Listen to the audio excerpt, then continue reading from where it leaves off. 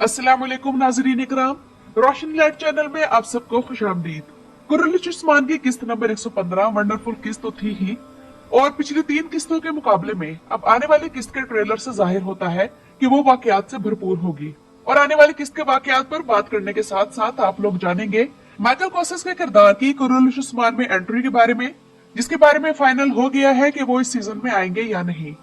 और इसके अलावा वो कौन सा तुर्क सरदार है जो आने वाली किस्त में उस्मान बे का इत्तेहादी बन जाएगा, और क्या नाइमान उस्मान बे के कबीले में जाएगा और वहां क्या सिनेरियो होगा, और क्या फ्रिक तमाम राज बाला के सामने खोल देगी या नहीं, और फ्रिक के बारे में कोई अनएक्सपेक्टेड सिचुएशन क्या हो सकती है। तो नाज़रीन इकराम, वीडियो शुरू करते हैं नाइमान के किरदार से, जिसने आते ही मदाहों का दिल जीत लिया है, क्योंकि ये किरदार दुश्मन होने के साथ साथ एक बेहतरीन जंगजू और ज़हीन कमांडर भी है, जिसने आते ही सुल्ताना और तुर्क सरदारों को उनकी सबसे बड़ी गलती का एहसास दिलाया, जो कि उस्मान की बात न मानने की थी। और अब आने वाली किस्त में इनके पास और कोई चारा नहीं बचता कि तुर्क सरदार उस्मान बे के साथ इत्तेहाद कर ले और उनकी सरबराही में लड़े। उस्मान बे को जैसा कि तारीख में एक बेहतरीन जंगी प्लानर भी माना जाता है, तो यहाँ इन अक्सात में इनकी ये खूबी बड़े अच्छे तरीके से दिखाई गई है। और अब इन तुर्क सरदारों में से कौन कौन उस्मान बे के साथ इत्तेहाद करेगा, तो आइए तारीखी तौर पर ये बात जानते हैं। तो नाज़रीन इकराम, इनमें से सबसे पहले तो जर्मियान कबीले के याकूब बे होंगे, जो उस्मान को कमजोर और हकीर रियासत का मालिक समझते हुए इत्तेहाद से इनकार कर देंगे और उस्मान बे के साथ इत्तेहाद अपनी तौहीन ख्याल करेंगे। इसके बाद बात करते हैं जानदार कबीले के सरदार जानदार बे के बारे में, और इनके मुतालिक एक तारीखी हकीकत आप लोग यहाँ ये जान लें कि ये कबीला तातार तुर्क कबीला, जिसका नाम चावदार था, और इसी कबीले को आप दिरुल शरतरुल में देख चुके हैं। तो जानदार कबीला इसी चावदार कबीले से निकला था। इसका मतलब ये है कि जानदार बे दिरुल शरतरुल के आलियार बे और ओराल बे के रिश्तेदार हैं। जिस तरह की बड़ी इमारत जर्मियान कबीले की थी, तो जानदार कबीले की इस किस्म की बड़ी इमारत तो नहीं थी, लेकिन उस्मान बे की इमारत से फिर भी काफी बड़ी थी।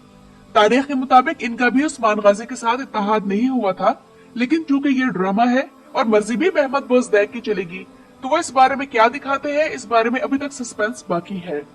अब बात करते हैं करासी बे के बारे में, जिनकी इमारत का नाम करासी इमारत था, और इनका दारुल हुकूमत एक बड़ा शहर था जो कि अपनी खुशहाली और मसनूआत की वजह से मशहूर था। और यह कबीला अपनी मछली की तजारत की वजह से भी जाना जाता था, क्योंकि ये इमारत बहिरा मरमरा के साहिल के करीब वाक़ थी, और इस इमारत के पास बहरी फौज का बेड़ा भी था। उस्मानी दौर में इस इमारत के जंगजुओं की तादाद 10,000 थी, और ज्यादा से ज्यादा ये किसी जंग में 25,000 तक जंगजू निकाल सकने की सलाहियत रखते थे। जबकि नाज़रीन इकराम, इनके मुकाबले में उस्मान गाजी का दारुल हुकूमत यानी शहर था, जो कि वाकई इन तीनों के मुकाबले में एक छोटा सा शहर था और इनके जितना खुशहाल भी नहीं था। और 1303 की तारीख के मुताबिक उस वक्त उस्मान गाजी के पास सिर्फ 5,000 जंगजू सिपाहियों की फौज थी, लेकिन इस छोटी सी तादाद से उस्मान बे ने बाज़ंतीनी कलों को भी फतह किया और थोड़ा थोड़ा फासला तय करते करते बुरसा के करीब होते चले गए। और बुरसा की फतह के वक्त इनकी फौज की तादाद 10 से 12,000 जंगजुओं के दरमियान थी। तो नाज़रीन इकराम, इन तीनों कबाइल में से करासी बे होंगे जो उस्मान बे का साथ देने के लिए वालदा सुल्तान के इत्तेहाद से निकलकर उस्मान बे के साथ शामिल हो जाएंगे। और करासी कबीले की मुकम्मल तारीख इंशाल्लाह इसके बाद आने वाली वीडियो में आप लोगों को मिलेगी। और चूंकि ये कबीला उस्मान बे का इत्तेहादी कबीला था, तो उस्मान बे ने इनसे इत्तेहाद के बाद कौन कौन से इलाकों को फतह किया और इस इत्तेहाद से उस्मान बे को क्या क्या फायदे हासिल हुए, इसके बारे में उस वीडियो में मुकम्मल मालूमात आप लोगों को मिलेंगी। और अब नाज़रीन इकराम, आते हैं इस खबर की तरफ, जिसके बारे में आप लोगों को इंतजार होगा कि माइकल कोसेस की एंट्री कुर्रलिश उस्मान में कब होगी। तो नाज़रीन इकराम, एक भी तारीखी किरदार किसी ड्रामा सीरीज में कम हो तो ड्रामे का मजा और बैलेंस दोनों खराब हो जाते हैं।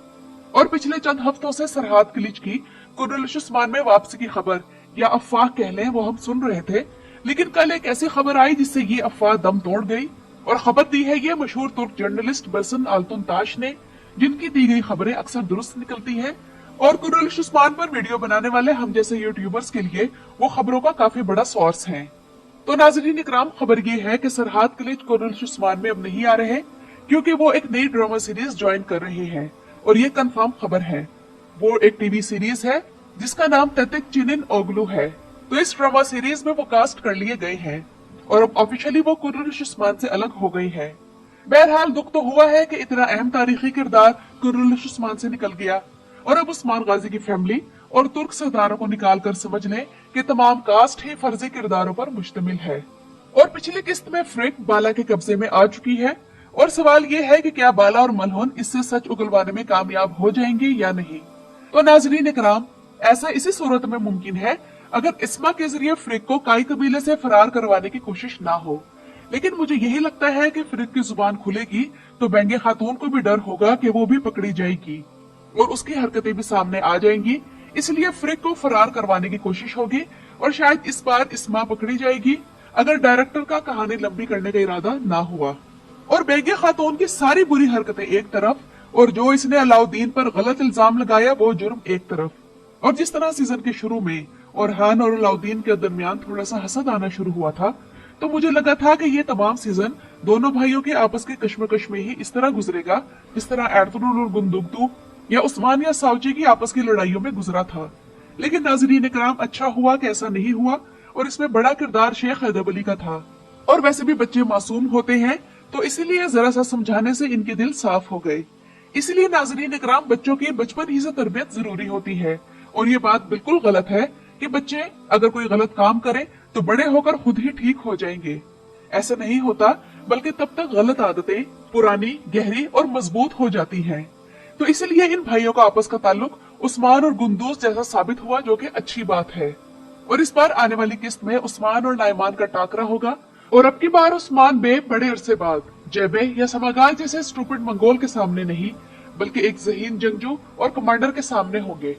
और वैसे भी एक बहादुर और दयानतदार दुश्मन एक गद्दार रिश्तेदार से बेहतर होता है। और जंग तो है ही धोखे का नाम।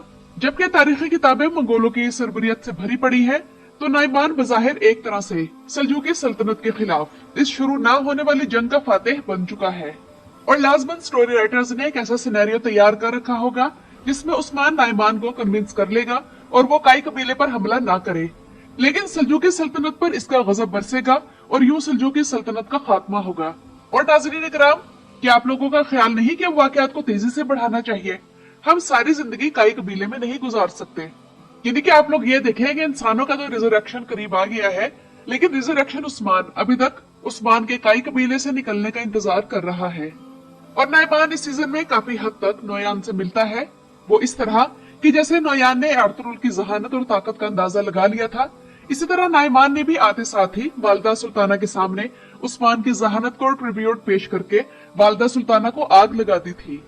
उधर ओरहान बे ज्यादा किस्तों तक इस हालत में नहीं रह सकते और उम्मीद है कि जल्द ही उनके जहर का इलाज ढूंढ लिया जाएगा, क्योंकि ओरहान गाजी ने ही अपने वालिद के नक्शे कदम पर चलकर फौजों को लीड करना है और मुख्तलिफ कलों को फतह करना है।